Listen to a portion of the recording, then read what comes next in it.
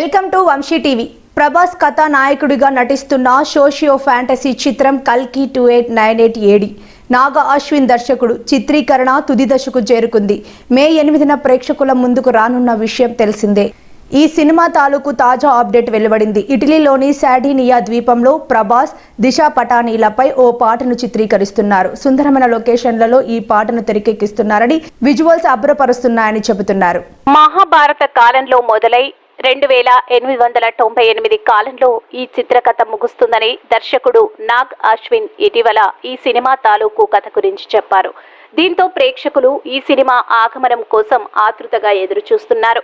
అంతర్జాతీయ స్థాయిలో సాంకేతిక హంగులతో వైజయంతి మూవీస్ పతాకంపై అగ్ర నిర్మాత అశ్విని దత్ ఈ చిత్రాన్ని తెరకెక్కిస్తున్నారు. ఈ చిత్రంలో అమితాబ్ బచ్చన్, కమల్ హాసన్, దీపికా పడుకొనె వంటి అగ్రతారలు కీలక పాత్రలో నటిస్తున్నారు.